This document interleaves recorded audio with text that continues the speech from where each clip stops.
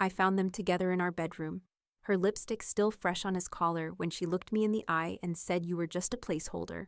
All those years of friendship, birthday celebrations, and late-night conversations, suddenly rewritten in an instant. The message glowed on David's phone screen like a beacon in the dark bedroom, illuminating the truth I had suspected but refused to acknowledge for months. Miss you already. Last night was incredible. Can't wait until she's out of the picture completely. My fingers hovered over the device, heart pounding against my ribs as I scrolled up to confirm what I already knew. The contact name stared back at me. Emily, not just any Emily, my Emily.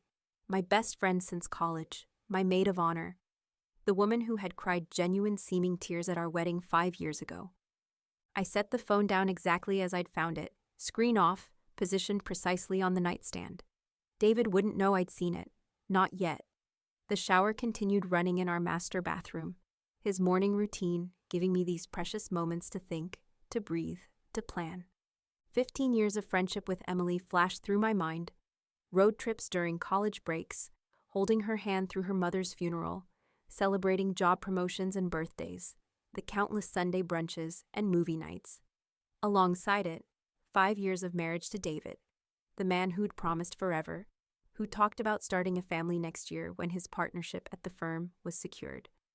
The bathroom door opened, releasing a cloud of steam, and my husband, towel wrapped around his waist, hair damp against his forehead. "Morning," he smiled, leaning down to kiss my cheek. "You're up early." I returned his smile with practiced ease. "Thought I heard your phone buzz. Might be the office." His expression flickered, just momentarily, before he glanced at the nightstand. "Probably just spam. I'll check it later." I watched him dress for work, his movements so familiar after years together, the careful selection of his tie, the subtle cologne I'd given him for his birthday. The wedding ring slipped on without thought or meaning. "Dinner tonight?" he asked, adjusting his cuffs. "I should be home by 7. "Actually," I replied, my voice impressively steady, "I'm meeting Emily for drinks after work." "Girls' night." His eyes met mine, searching for something. Suspicion, knowledge, anger. Finding none, he nodded. "Have fun. Don't wait up if it goes late." How convenient for him. Another night to be with her while I was supposedly with her. After he left, I called in sick to work. The first time in 3 years. This wasn't a day for quarterly reports or client meetings. This was a day for reconnaissance. I didn't call Emily immediately. Instead, I sat at our kitchen island, methodically reviewing every suspicious moment from recent months. The late work meetings, the weekend conferences, the sudden increase in Emily's visits to our home when David was present, and her convenient cancellations when he wasn't, her subtle comments about my marriage, questions disguised as friendly concern. "Is David working late again? That must be so hard on you both." "Don't you worry about all those young associates at his firm? I hear law offices are basically hookup central."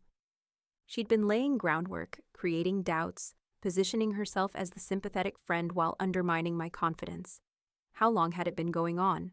The timestamps on the messages suggested months, maybe longer. At noon, I finally called her. "Jess!" Her voice carried the same warmth it always had. "What's up? Aren't you at work?" "Took a sick day," I replied, wondering if you're free for lunch instead of drinks tonight. "Oh," a pause. "Too long. I have client meetings all afternoon, but tonight works perfectly." Another lie. I knew her schedule, benefits of being friends for 15 years. Tuesdays were her light days. "No problem, tonight it is." I kept my tone light, friendly. "The usual place?" "Absolutely, can't wait to catch up. It's been ages." It had been 4 days since we'd had coffee, during which she'd apparently been with my husband. After hanging up, I finally allowed myself 1 hour of grief. Not for the marriage or friendship I'd lost, but for the ones I'd thought I had. I cried silently at my kitchen table, tissues piling up as I mourned the future I'd planned and the past I now questioned. Then I washed my face, applied concealer to the redness around my eyes, and began to plan. I called a locksmith first, explaining I'd lost my keys and needed the locks changed. Then my bank, transferring half our joint savings to my personal account, money I'd primarily contributed anyway. Finally, my mother, with a carefully vague explanation about potential marriage troubles, securing a place to stay if needed. By late afternoon, I was seated at our usual restaurant, strategically positioned to watch Emily arrive. She entered with practiced confidence, designer handbag swinging, blonde hair falling in the effortless waves that had taken her at least 40 minutes to create. "You look fantastic," she greeted, air-kissing my cheek. "New lipstick?" "Old favorite, actually," I answered. "Something reliable." We ordered drinks, exchanged meaningless small talk about work, mutual friends, the weather. I watched her perform the role of best friend with Oscar-worthy precision, while wondering how many times she'd left my company to be with my husband. "So," she said finally, leaning forward conspiratorially, "how are things with David? Still working those crazy hours?" The perfect opening. "Interesting you should ask about David," I said, maintaining eye contact. "He mentioned seeing you recently." A flicker of panic crossed her face, before her features rearranged into casual interest. "Oh? I ran into him downtown last week. We grabbed coffee. I meant to tell you." I nodded, sipping my wine. "That's not what he said." Emily's smile faltered slightly. "What did he say?" "Everything." Her glass paused halfway to her lips. "Everything?" "The affair, how long it's been going on, your plans," each word delivered with calm precision. Emily set her glass down, her expression transforming. The warmth vanished, replaced by something colder, more calculated. "He was never meant for you, Jess." Her voice had changed too. No more artificial sweetness. "You were just a placeholder until he found someone who truly matched him." The cruelty of the statement should have wounded me. Instead, it crystallized everything. This wasn't a momentary lapse or physical attraction. This was deliberate, calculated, planned. "How long?" I asked. "Long enough to know it's real." She reached for her purse, clearly eager to leave now that her role had been abandoned. "I'm sorry you found out this way, but perhaps it's better. Clean break, and all that." As she stood to leave, I remained seated, my voice stopping her. "Emily." She turned, impatience visible. "I haven't spoken to David about any of this. He doesn't know that I know." Confusion replaced her confidence. "But you said—" "I lied," I smiled slightly. "Interesting how easily you confessed when you thought he already had." The color drained from her face as she realized her mistake. "Give David my regards tonight," I added, raising my glass in a mock toast. "And Emily, this is just the beginning." She hurried out, already pulling her phone from her purse, undoubtedly to warn David. But I wasn't worried. The locks were already changed, half our assets secured, and my strategy just beginning to unfold. They thought they had all the power. They were wrong. The digital clock on my nightstand read 2:17 a.m. when I heard David's key fail in the front door lock, followed by increasingly frustrated attempts. I remained motionless in our bed, listening as he finally resorted to ringing the doorbell. After the 5th ring, I silenced my phone and turned over, leaving him to face the consequences of his choices, starting with a night locked out of our home. By morning, missed calls and desperate texts filled my phone screen. I read each one without responding, noting the progression from confusion to anger to bargaining. "Why can't I get in? Where are you? Are you seriously ignoring me? This is childish, Jess. Okay, I'm sorry about whatever's going on. Can we please talk?" Predictable, unimaginative, telling. Not a single message acknowledged what he'd done. No confession, no specific apology. Just vague placation aimed at regaining access to the house and restoring his comfort. I waited until I knew he would be at his office before returning home. The house felt different now. Less a sanctuary than a crime scene requiring thorough investigation. I started with the obvious, his laptop. Password protected, of course, but after 5 years of marriage, I knew all his variations. 3rd attempt successful. Address of his childhood home plus his birth year. Inside, his email revealed the first layer of deception. Separate travel arrangements made alongside business trips, dinner reservations at restaurants we'd never visited together, and hotel confirmations for local stays. The credit card statements filled in more details. Jewelry purchases I'd never received. Rideshare receipts from our house to Emily's apartment at odd hours. a weekend spa package for two in wine country during his supposed solo fishing trip last spring. I photographed everything, methodically creating a digital archive of betrayal before continuing my search. In his home office desk, behind tax folders, I found a small velvet box containing a white gold necklace, Emily's birthstone, not mine. The receipt tucked underneath showed the purchase date, 3 days before our last anniversary. The gift I'd received had been a Rush department store selection. I'd found the gift receipt accidentally, noting the purchase time of 5:47 p.m. on our actual anniversary. The comparison was illuminating. Most revealing was his cloud storage. David had always considered himself tech-savvy, but had forgotten to log out of his synchronized accounts on our rarely used home desktop. There, I discovered photographs. David and Emily together on trips I'd known nothing about. Intimate moments in hotel rooms, even several taken in our home when I'd been working late. The timestamps told a devastating story, not a recent affair, but a systematic deception spanning at least 18 months, nearly a third of our marriage. I compiled everything into organized folders, creating backup copies on secure drives, not acting from emotion, but methodically building a case that would be impossible to dismiss.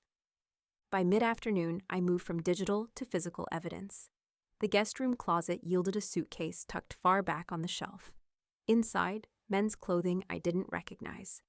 David had been preparing a quick exit strategy, complete with essentials already packed. The coward's evacuation plan. The home phone, rarely used anymore, provided additional insights through its call log. Repeated calls to Emily's number during times I'd been traveling for work. Cross-referencing with my work calendar revealed a pattern. Every business trip I'd taken in the past year had corresponded with multiple calls to her, often late at night. Most damning was what I found behind the false bottom of his bedside drawer, a folder containing apartment listings circled in red pen, application paperwork partially completed, and a handwritten list titled Exit Strategy. The list included items like separate finances gradually, secure important documents, and discuss timeline with E. They had been planning their new life together while systematically dismantling mine. I photographed everything, then returned each item exactly as I'd found it. They wouldn't know what I'd discovered until the moment of maximum impact. At 6 p.m., my phone rang. Emily, not David. I let it go to voicemail, then listened to her carefully rehearsed message. Jess, I know you're upset, and you have every right to be. What I said yesterday was cruel and unnecessary. David and we never meant for this to happen. Please call me back so we can talk like adults about this situation. The calculated reasonableness, the subtle implication that I might not be behaving like an adult. Classic Emily manipulation. I saved the message as further evidence of their coordinated approach. David's strategy became clear when I checked our joint accounts. Small transfers had begun moving money to his personal account, not enough to empty our savings, but significant amounts designed to secure his financial position while leaving just enough to avoid immediately triggering my attention. Too late. I'd already secured my portion. By evening, I'd compiled a comprehensive dossier. Financial records, photographs, travel documents, timeline of deception, and communications. Everything organized chronologically to reveal the calculated nature of their betrayal. I also secured my personal documents, birth certificate, passport, financial records, family heirlooms, relocating them to a safety deposit box only I could access. Anything irreplaceable or significant, now protected from their reach. As I worked, I maintained absolute external composure.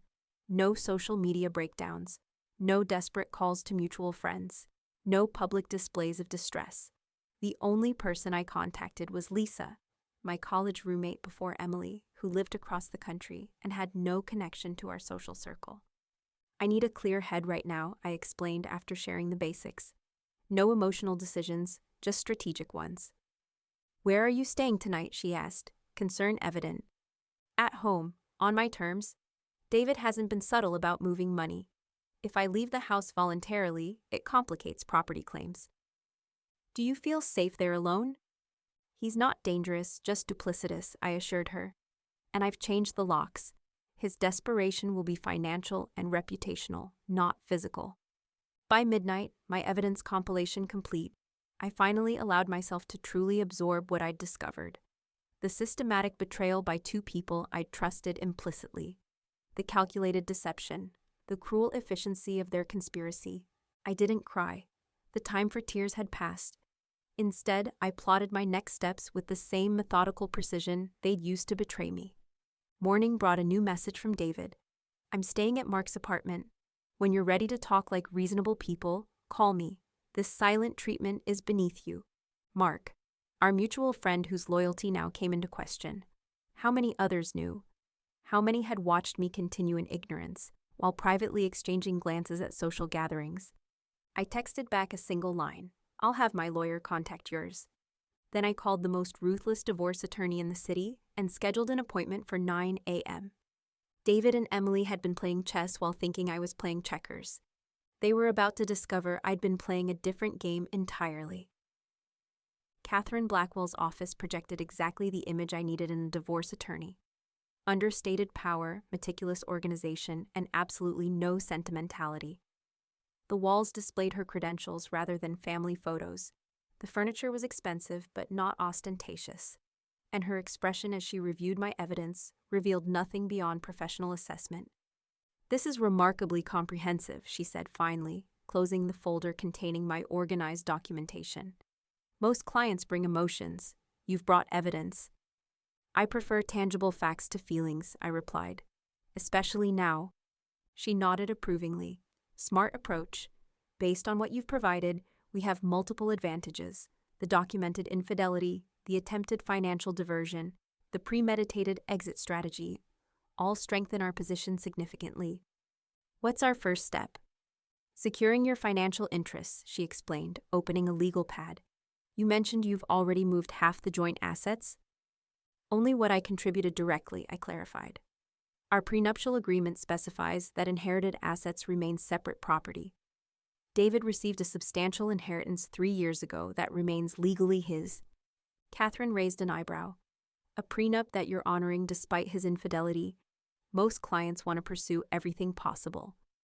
I want what's fair, not what's spiteful. The prenup was mutual. It also protects the inheritance I received from my grandmother. Admirable ethics, she noted, though her tone suggested she didn't encounter this approach often. Next, we need to document your contributions to marital assets. The house, for example. Who made the down payment? We both contributed, but I've made 70% of the mortgage payments from my income. I have the records. For the next hour, we methodically assessed every financial aspect of my marriage. Investments, retirement accounts, vehicles, art purchased together, even the wedding gifts still in our possession. Each item categorized, each contribution documented. What about your social circle? Catherine asked. Based on your evidence, this mutual friend Emily is central to the situation. My best friend of 15 years, I confirmed, and likely not the only friend involved in the deception.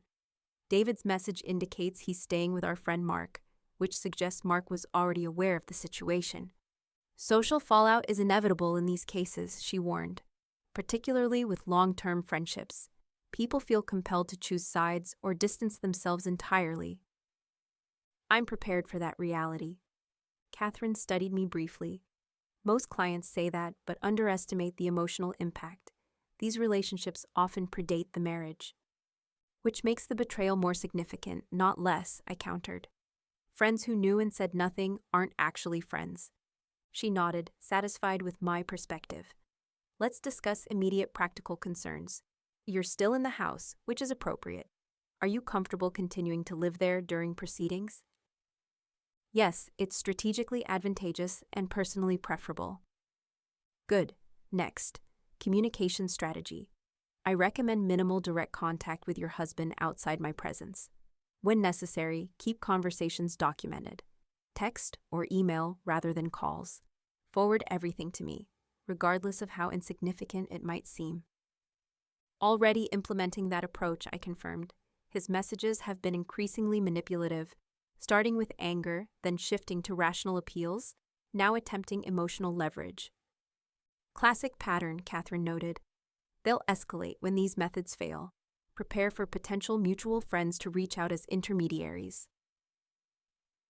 On cue, my phone buzzed with a text from Rachel, a friend from our regular dinner group. "Hey, David seems really upset. Can I come by tonight so we can talk about what's going on?" I showed Catherine the message. "Perfect example," she said. "This friend may be genuinely concerned or actively gathering intelligence for your husband. Either way, maintaining your privacy is paramount right now." I typed a brief response.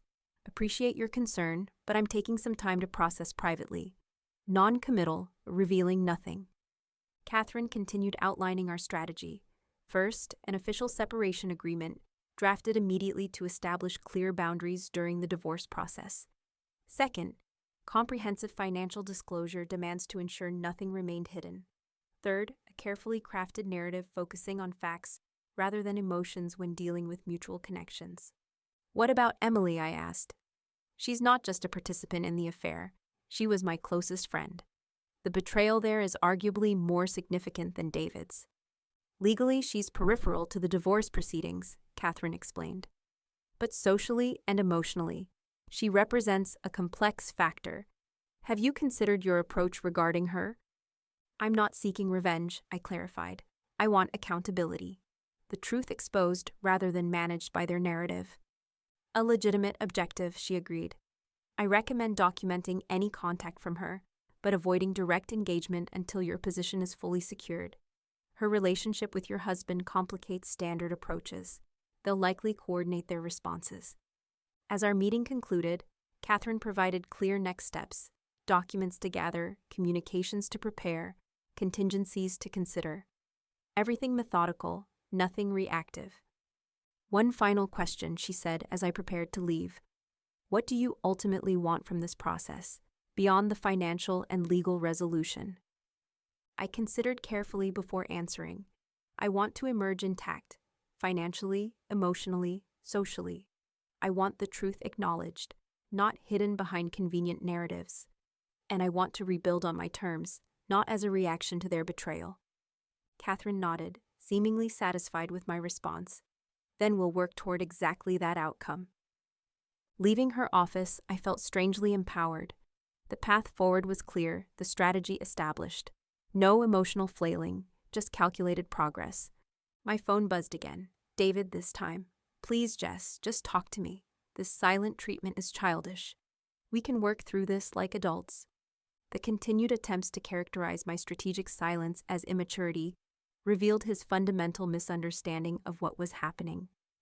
David believed he was dealing with an emotional reaction that would eventually subside, allowing him to regain control through practiced manipulation.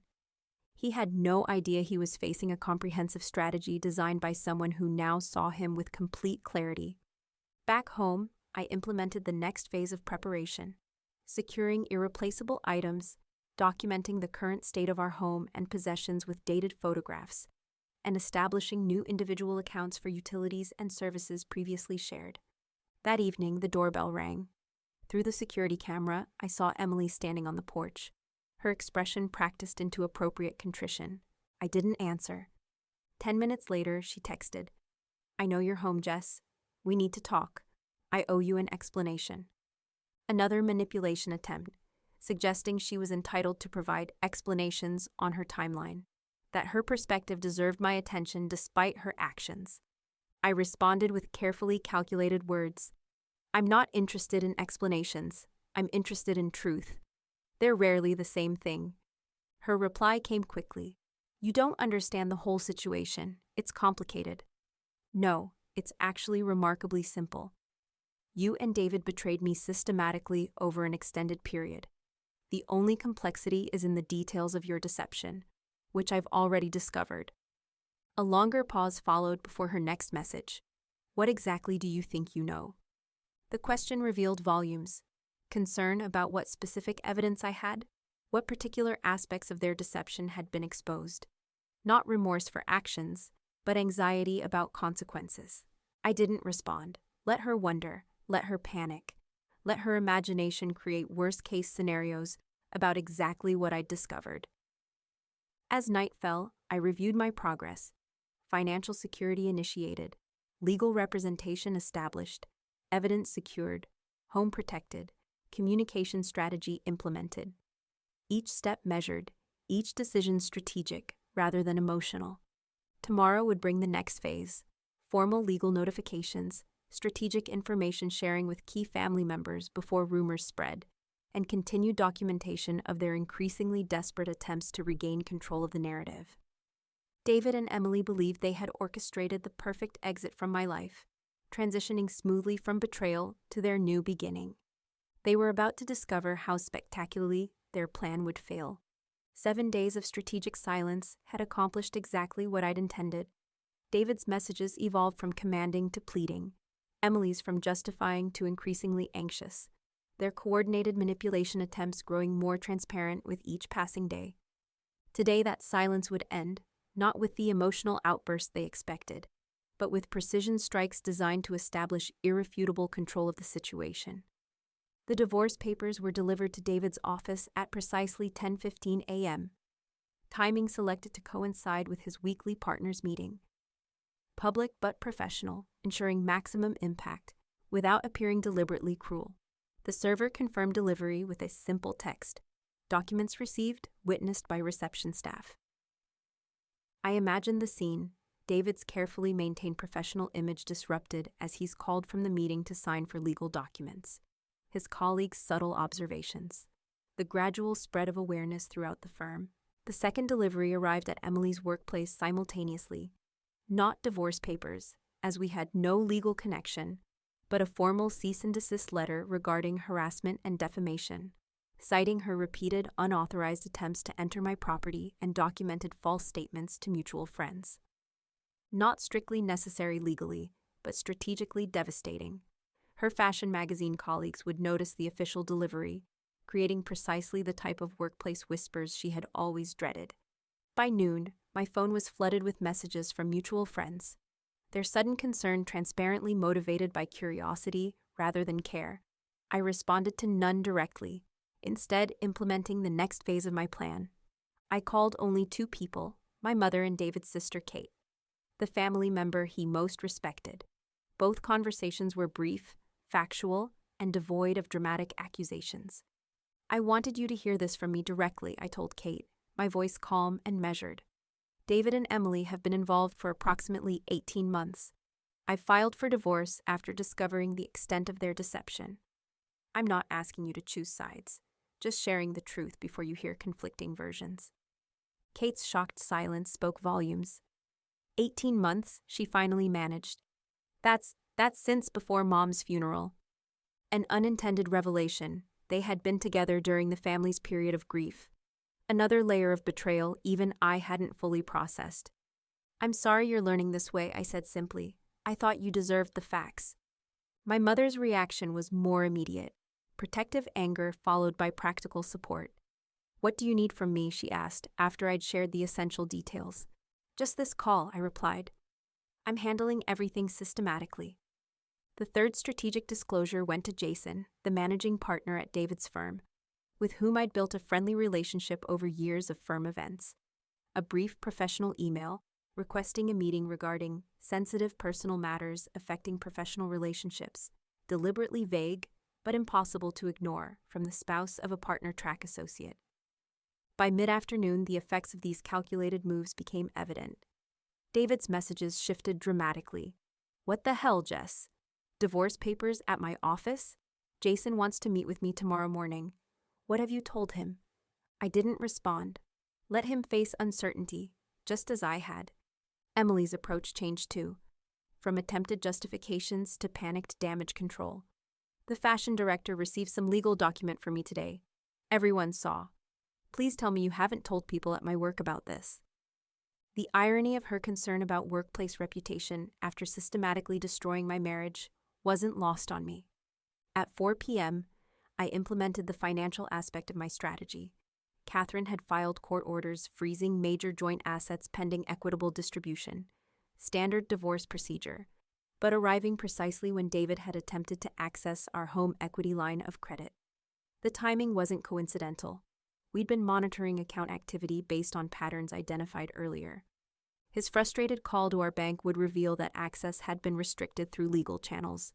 Not emotional retaliation, but proper procedural protection. By evening, my calculated moves had created exactly the environment I needed. Their confident control of the narrative completely disrupted, their private betrayal now emerging into carefully selected public awareness, their financial maneuverability significantly restricted. The doorbell rang at 7:20 p.m. The security camera showed David, expression oscillating between anger and practiced charm. The strategy I'd anticipated. I didn't answer. "I know you're in there," he called. "We need to talk about this like adults. You can't just serve divorce papers and refuse to communicate." I watched through the camera as he tried his key again, forgetting or ignoring that the locks had been changed days ago. His frustration visibly mounted with each failed attempt. "This is still my house too," he shouted finally. "You can't just lock me out." I picked up my phone and called the non-emergency police line, explaining calmly that my estranged husband was attempting to enter my residence against my wishes, becoming increasingly agitated. 8 minutes later, a patrol car arrived. I watched as 2 officers spoke with David, who immediately adjusted his demeanor to reasonable concern.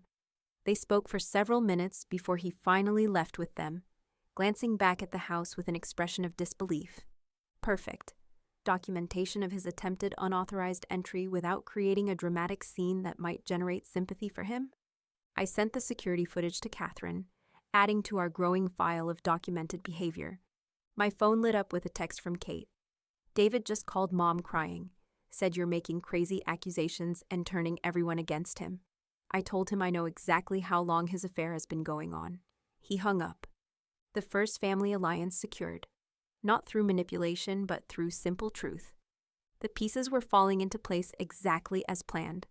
While they scrambled to manage the fallout of today's moves, tomorrow would bring the next phase: financial documentation submissions to the court, scheduled meetings with key social connections, and continued strategic silence in the face of their increasingly desperate attempts to regain narrative control. They had played a long game of deception. Mine would be more strategically devastating. 7 days of strategic silence had accomplished exactly what I'd intended.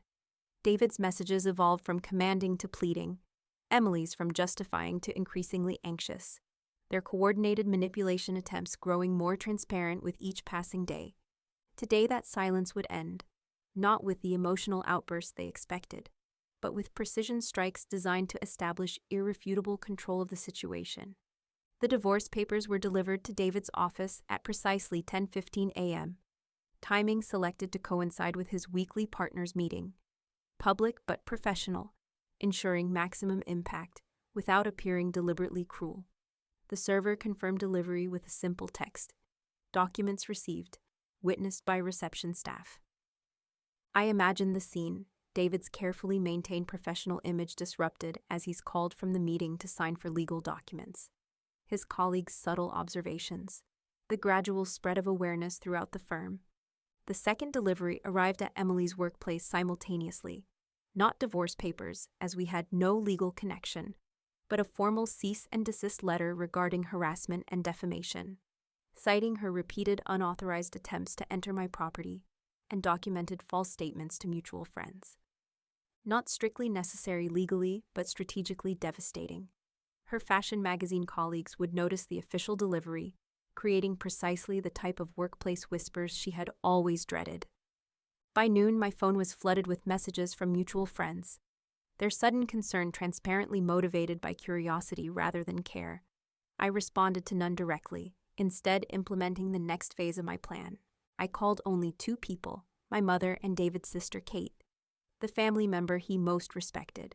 Both conversations were brief, factual, and devoid of dramatic accusations. "I wanted you to hear this from me directly," I told Kate, my voice calm and measured. "David and Emily have been involved for approximately 18 months.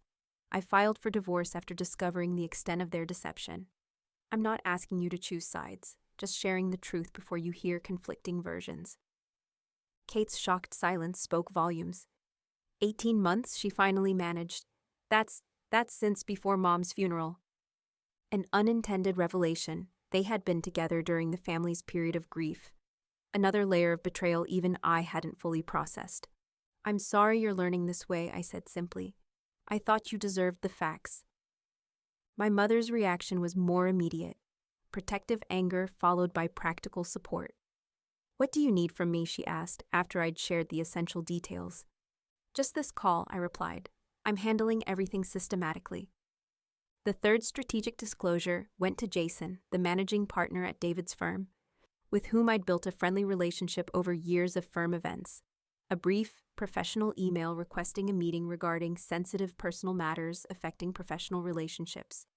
Deliberately vague but impossible to ignore from the spouse of a partner track associate. By mid-afternoon, the effects of these calculated moves became evident. David's messages shifted dramatically. "What the hell, Jess?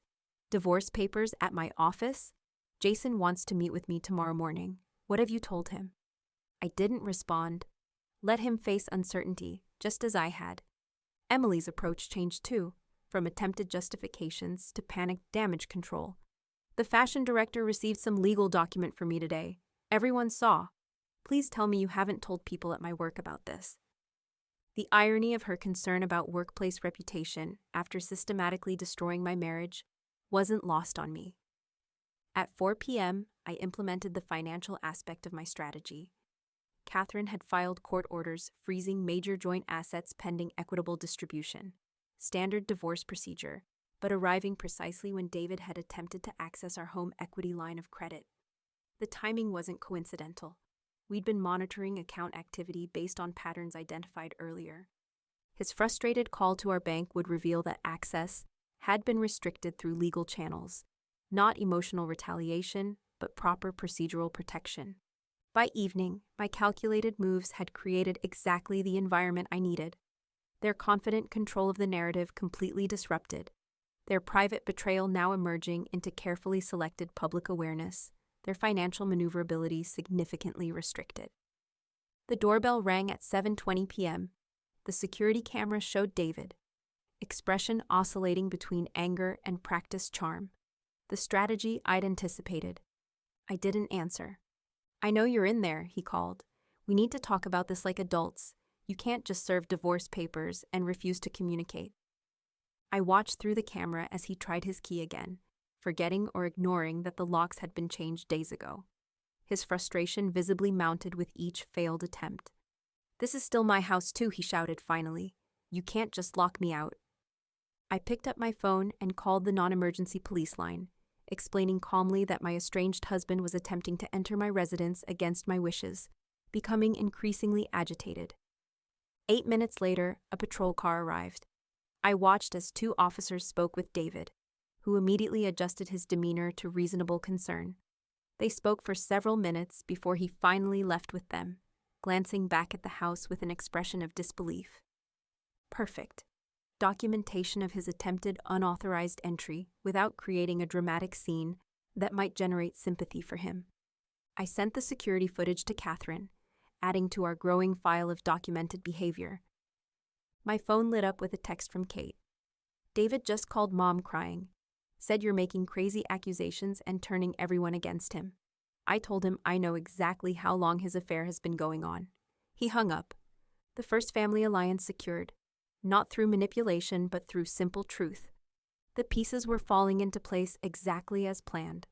While they scrambled to manage the fallout of today's moves, tomorrow would bring the next phase: financial documentation, submissions to the court, scheduled meetings with key social connections, and continued strategic silence in the face of their increasingly desperate attempts to regain narrative control. They had played a long game of deception. Mine would be more strategically devastating. The social ecosystem David and Emily had carefully cultivated began unraveling precisely 14 days after I served the divorce papers. What had once been whispered speculation erupted into open discussion when Rachel, cocktails emboldening her usual discretion, confronted Emily at Mark's birthday gathering.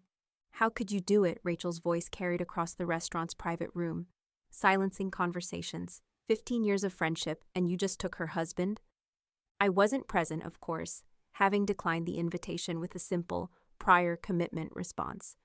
But the detailed account reached me through multiple channels before midnight, each version more dramatic than the last.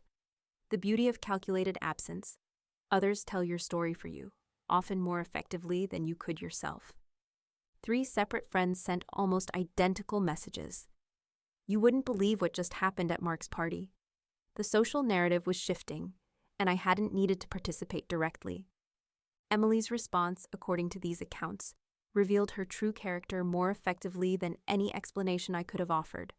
Rather than showing remorse, she'd gone on the offensive. You have no idea what their marriage was really like. Jess pushed him away for years. I was there for David when she wasn't. The transparent attempt to rewrite history backfired spectacularly. Multiple witnesses knew the countless business trips I'd canceled to support David's career events, the promotions I'd delayed to accommodate his partnership track demands, the family gatherings I'd organized to impress his colleagues. By morning, my phone overflowed with messages of support, some genuine, others transparently attempting to secure positions in the unfolding drama. I responded selectively, maintaining polite appreciation without divulging details. Strategic engagement rather than wholesale withdrawal. David's approach shifted again, now positioning himself as the reasonable party seeking amicable resolution. His carefully crafted email arrived with the subject line, "Moving forward constructively." Jess, while the manner of your divorce filing was unnecessarily public, I understand emotions are running high. I'm prepared to discuss fair distribution of assets and reasonable arrangements. My lawyer will contact yours to begin mediation. I hope we can handle this maturely, despite the circumstances. David. The calculated reasonableness, the subtle implication that my actions had been emotional rather than strategic. The positioning as the mature party, all transparently manipulative. I forwarded it to Catherine without response. Emily tried a different approach. I know you probably hate me right now, but someday I hope you'll understand this wasn't planned. Feelings developed gradually. We never meant to hurt you. The documented evidence of hotel reservations from 9 months prior contradicted this gradual narrative completely. Her attempted reframing showed increasing desperation as social consequences mounted. By week's end, the friendship landscape had redistributed itself with surprising clarity. Some mutual friends maintained diplomatic neutrality, carefully balancing connections to both sides. Others chose clear allegiance, most unexpectedly Mark, who had initially provided David housing but now publicly distanced himself. He lied to me, Mark explained during our brief coffee meeting. Said you'd thrown him out over a misunderstanding. When I heard what actually happened, he shook his head. 15 years of friendship, and he used me as cover for the affair. I've asked him to find other arrangements. I maintained composed appreciation without revealing satisfaction, another piece shifting into place without direct manipulation. The professional consequences emerged simultaneously. David's meeting with Jason had apparently gone poorly. Office gossip confirming he'd been removed from 2 major client accounts, ostensibly for reorganization purposes. The firm's concern about potential reputation damage was entirely predictable. Family values featured prominently in their marketing materials. Emily faced her own professional fallout, her carefully cultivated image as relationship advice contributor to her magazine, now undermined by increasingly public knowledge of her actual behavior. The irony was lost on no one. Most revealing were the shifting dynamics in group communications. The shared text thread among our friend circle, once dominated by David and Emily's performative engagement, fell conspicuously silent. When activities resumed, new separate groups formed. I was included in most, they in few. Never once did I present myself as victim seeking sympathy. I maintained dignified composure, responding to direct questions with minimal necessary information, redirecting excessive curiosity with practiced grace. The restraint generated more respect than any emotional display could have achieved. How are you managing so well? Lisa asked during our weekly phone call.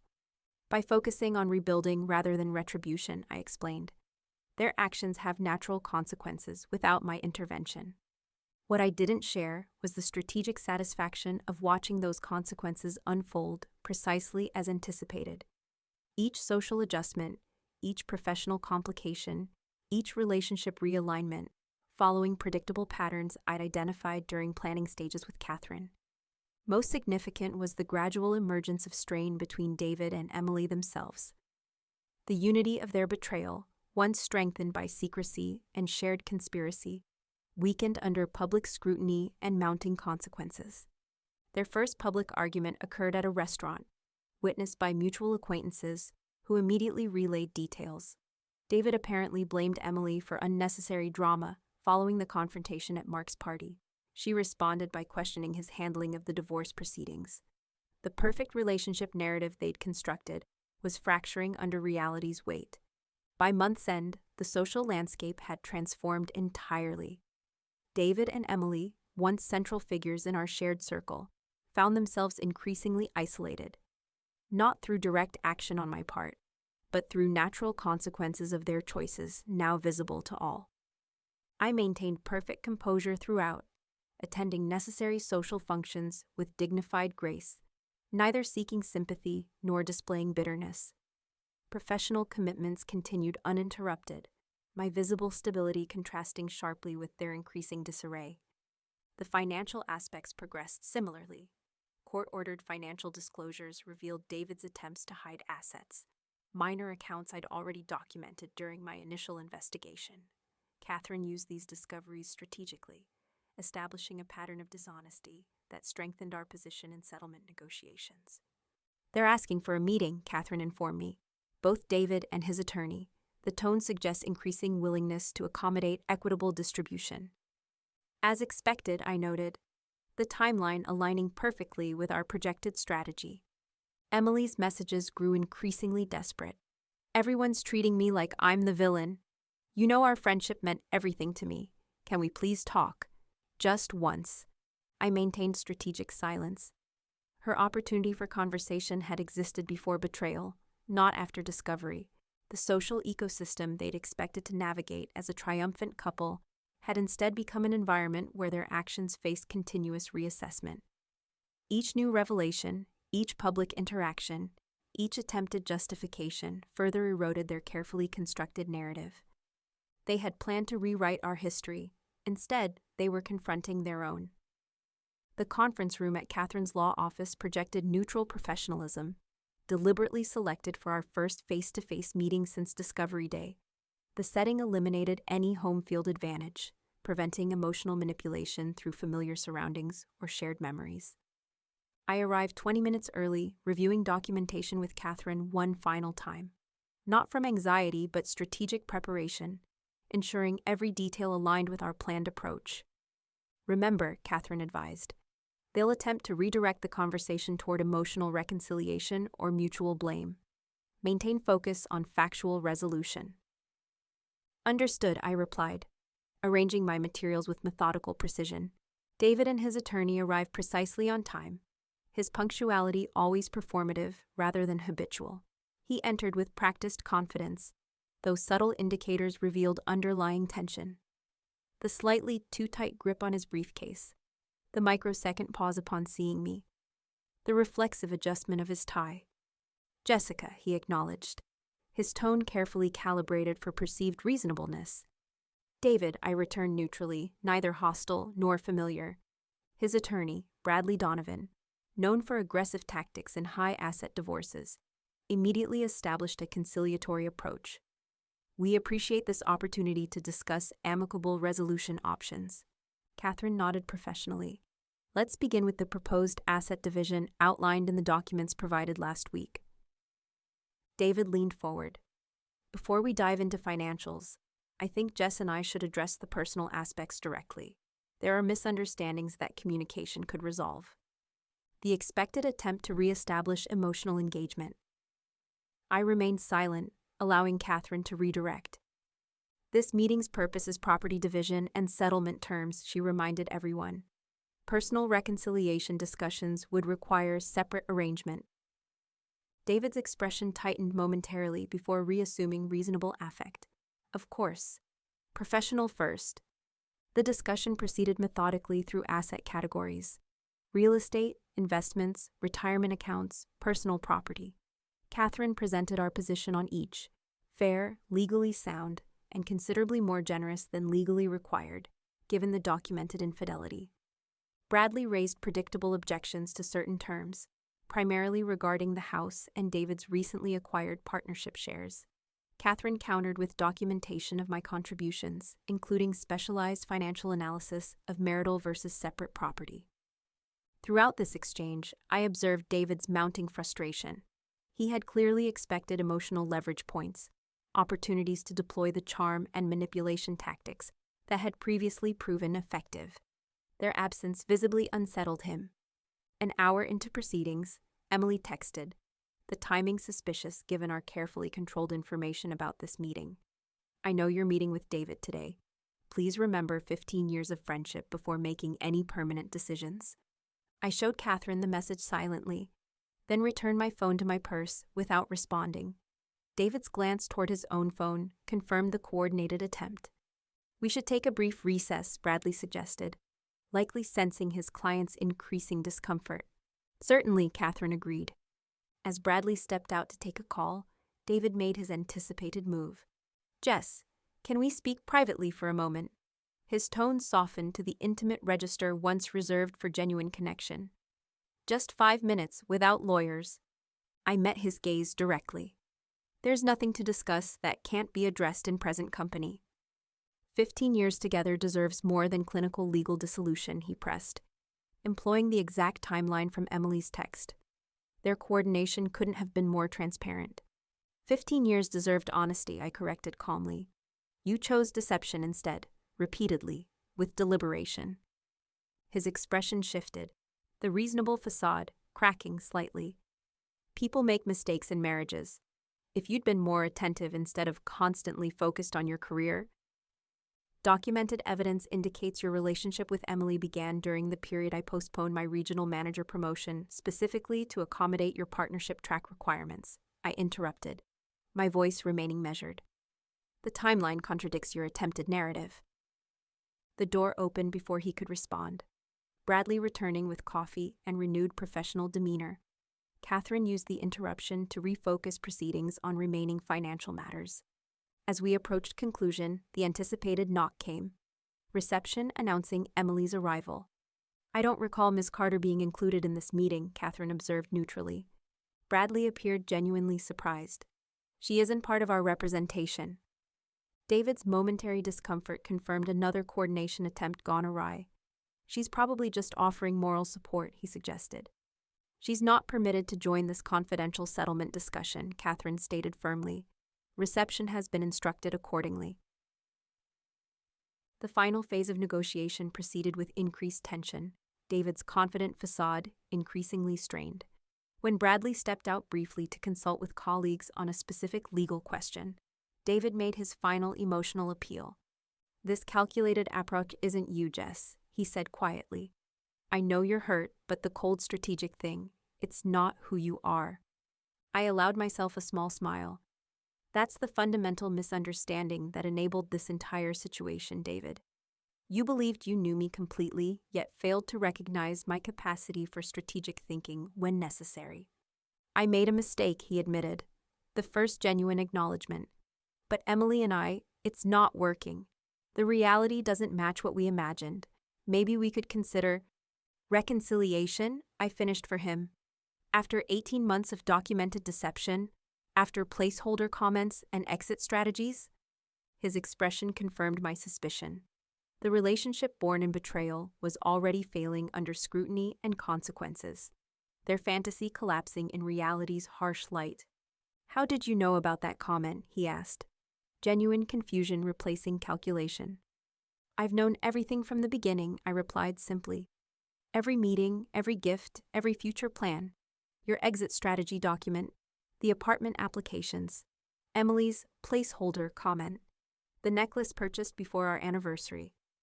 The color drained from his face as he realized the comprehensive nature of my knowledge, far beyond what he'd assumed from divorce filings. Bradley and Catherine returned, finalizing procedural details for submitting our negotiated settlement to the court. David remained uncharacteristically silent, his confident strategy thoroughly dismantled. As the meeting concluded, I gathered my materials with unhurried precision, maintaining the composed demeanor I'd established throughout proceedings. In the lobby, Emily waited, her designer outfit carefully selected for impact, her expression practiced into appropriately complex emotion. Upon seeing me, she stepped forward with rehearsed determination. Jess, please, you haven't returned any messages. We need to talk. I paused, considering her request with apparent thoughtfulness, the perfect opportunity to implement the final element of today's strategy. You're right, I agreed calmly. There is something I need to say. Hope flickered across her features. Expectation of emotional opening or potential reconciliation. Instead, I removed a thumb drive from my purse, offering it with professional detachment. This contains all communication between David and his former administrative assistant Melanie from the firm's archived server. The relationship appears to have begun approximately 3 months ago, shortly after you moved in together. Emily's expression transformed from practiced contrition to stunned confusion. You weren't the first, I continued quietly, and clearly not the last. Pattern recognition is an invaluable skill. I walked past her toward the elevator, Catherine beside me. In the reflecting glass, I could see them, David and Emily, staring at each other with dawning comprehension and distrust, the foundation of their relationship cracking irreparably, just as I'd anticipated. Was there actually evidence of another affair? Catherine asked once elevator doors closed. Sufficient digital indicators to warrant legitimate concern, I replied. The uncertainty will accomplish what confrontation couldn't. The strategic seeds planted. I stepped out of the building into bright afternoon sunlight, feeling neither vindictive satisfaction nor lingering grief, only the quiet confidence of having navigated a difficult situation with integrity and clarity. David and Emily had orchestrated what they believed was a perfect exit from my life. Instead, they had engineered their own downfall. The divorce became final on a Tuesday morning. No dramatic courtroom confrontation, just electronic notification from Catherine that all documents had been processed and recorded. The legal system's anticlimactic conclusion to 5 years of marriage. I marked the occasion with neither celebration nor mourning, simply checking the notification between meetings at work, a significant life transition acknowledged with the same calm deliberation that had characterized my entire approach. The settlement terms reflected exactly what we'd negotiated. Equitable division prioritizing clean separation over punitive measures. I kept the house with appropriate equity distribution, my retirement accounts, and personal possessions. David retained his partnership shares, investment portfolio, and inherited assets. No alimony in either direction, no lingering financial entanglements to necessitate ongoing contact. A surgical extraction of our intertwined lives. The settlement's generosity had surprised many, Catherine included, given the documented infidelity and attempted financial manipulation. But vindictiveness would have extended connections I preferred to sever completely. Most clients in your position pursue maximum financial advantage, Catherine had observed during our final meeting. I prefer complete independence over marginal financial gain, I'd explained. The settlement is fair, that's sufficient. The social aftermath followed predictable patterns. Mutual friends settled into 2 primary categories: those who maintained connections with both sides through careful compartmentalization, and those who chose clear allegiance to one party. Few attempted the impossible task of close friendship with both. More revealing were the relationships that evolved in unexpected directions. Mark, initially David's closest friend, had become a surprisingly consistent ally. His fundamental sense of loyalty offended by the betrayal's mechanics rather than its existence. It's not about the affair itself, he explained during one of our occasional dinners. It's the systematic deception of someone who trusted them both implicitly. That level of calculated betrayal reveals character. Most unexpected was the message from Stephanie, Emily's cousin and longtime confidant. I need you to know that some of us never supported what she did. Family loyalty has limits when behavior crosses certain lines. The professional consequences proved more substantial than either David or Emily had anticipated. His partnership track derailed not through official sanction, but through subtle reassignment to less prestigious clients and projects. Her fashion magazine position complicated by increasingly uncomfortable office dynamics as her behavior became common knowledge. Most significant was the dissolution of their relationship, the inevitable outcome I'd predicted from the beginning. The foundation built on deception proved unsurprisingly unstable under reality's weight. The details reached me through filtered sources, rather than direct knowledge. Arguments about financial pressures, trust issues emerging in predictable patterns, mutual recrimination as fantasy collided with consequence. Lisa, during our weekly call, questioned my apparent detachment. Aren't you even a little satisfied seeing their relationship implode? Their relationship's success or failure was never my concern, I replied honestly. Only my extraction from the situation. You're either incredibly evolved or frighteningly strategic, she observed. Perhaps both, I acknowledged. The outcomes were predictable, given the foundations involved. 6 months after the divorce finalization, I received the message I'd been anticipating since the beginning. David, reaching out with calculated casualness, had to be in your neighborhood for a client meeting. Wondering if you'd be open to coffee sometime, just to check in as friends. The transparent attempt at re-establishing contact, likely motivated by his deteriorating relationship with Emily and increasingly isolated social position. I didn't respond. Complete silence more effective than any crafted rejection. Emily's approach came 3 weeks later, more direct in its desperation. I know I have no right to ask, but I miss our friendship more than anything. Some days I can barely remember why I thought this was worth losing you. Can we talk, just once? The implicit admission of regret confirmed what I'd known from the beginning. Their fantasy couldn't survive reality's harsh light.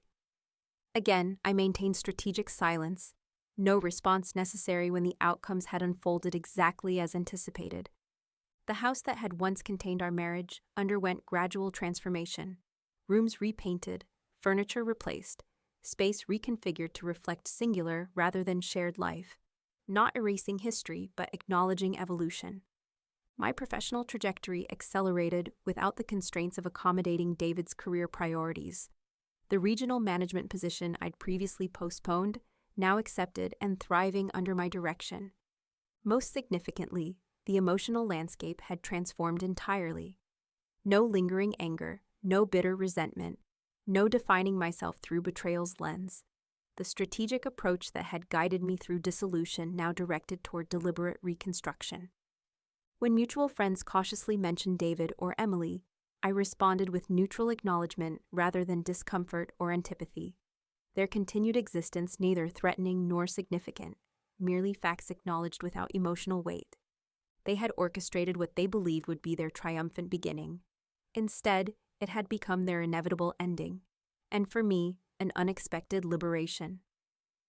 1 year after the divorce finalization, I stood on the balcony of my Barcelona hotel, morning sunlight warming my face as I sipped coffee and reviewed presentation notes. The international marketing conference that had once been an impossible professional aspiration now served as tangible evidence of how thoroughly life had transformed. My phone chimed with a message from Lisa. Happy Independence Day, 1 year divorce-free. How's Barcelona treating the keynote speaker? I smiled at her characterization. The anniversary hadn't consciously registered, yet somehow Lisa had tracked it with more attention than I had given it myself. Barcelona is magnificent. Keynote finalized. Having dinner with the European team tonight to celebrate.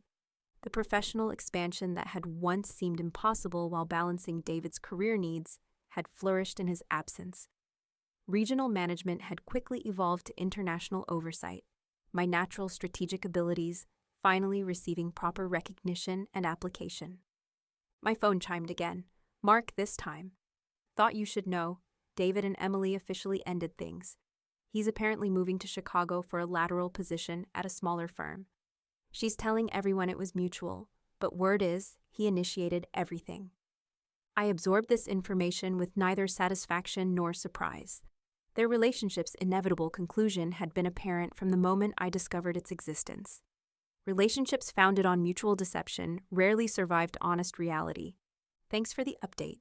Hope conference planning is going well, I replied, redirecting to his upcoming event, rather than dwelling on David and Emily's predictable outcome.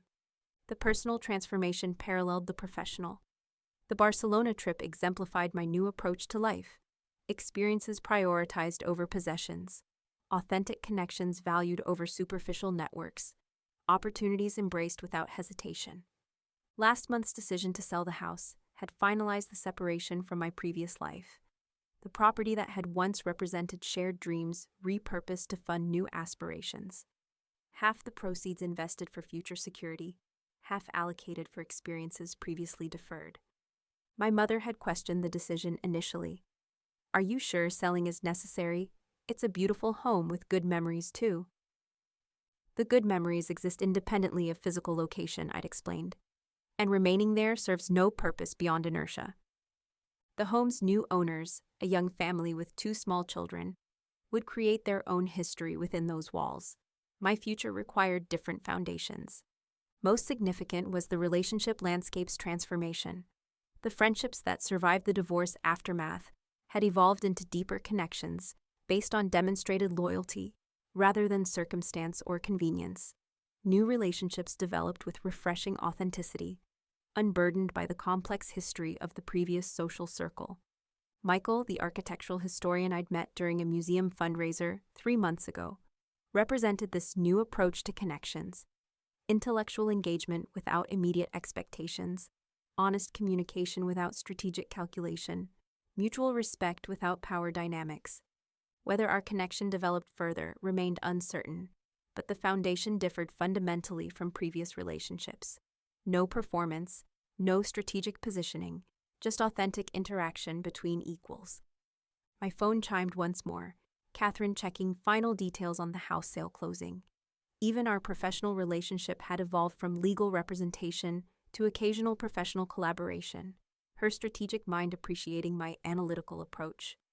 Most surprising was Rachel's transformation from peripheral social acquaintance to genuine friend. Her public confrontation with Emily at Mark's party had revealed unexpected loyalty, leading to coffee conversations that discovered mutual interests previously overshadowed by group dynamics. "I always thought you were intimidatingly perfect," she'd admitted during one such meeting. "Finding out you were handling that situation with such grace while everything was falling apart, it made you human." The observation highlighted perhaps the most significant personal evolution: the integration of strategic capability with authentic emotion. No longer compartmentalizing these aspects, but allowing them to coexist productively. After finishing conference preparations, I walked Barcelona's historic streets, appreciating architectural details and cultural nuances impossible to absorb in guided tours or brief vacations. The sabbatical I'd arranged allowed 3 weeks in Spain following the conference, time for exploration without obligation or agenda. Near the Gothic Quarter, I passed a small jewelry shop displaying handcrafted silver pieces. Through the window, I noticed a pendant reminiscent of one my grandmother had worn, a connection to personal history rather than painful reminder. I purchased it without hesitation, the spontaneous decision representing another aspect of my transformed approach to life: meaningful actions based on present value rather than past associations or future calculations. That evening, celebrating with European colleagues after the successful keynote, conversation turned to personal histories. When asked about my journey to international management, I shared the professional progression without reference to personal disruption, not hiding the divorce, but refusing to define my narrative through its lens. Later, alone on the hotel balcony watching Barcelona's lights illuminate the evening landscape, I reflected on the year's transformation. The strategic approach that had guided me through divorce, now directed toward constructing a life aligned with authentic values and aspirations. Emily and David had orchestrated what they believed would be my devastation and their triumph. Instead, their betrayal had catalyzed unexpected liberation, removing limitations I hadn't fully recognized until they disappeared. My phone displayed a final message for the day, Michael wishing me success with the presentation, having remembered the conference schedule I'd mentioned during our last conversation, a small gesture reflecting attentive consideration rather than calculated performance. I composed a brief, genuine response before returning my attention to Barcelona's beautiful evening. Tomorrow would bring new professional opportunities, the afternoon museum visits I'd planned, perhaps unexpected discoveries in unfamiliar streets. The betrayal that had once seemed life-defining had become merely a chapter in a longer, richer narrative, significant in its impact, but increasingly distant in its emotional relevance. They had called me a placeholder. Instead, I had become the author of my own story, one written entirely on my terms.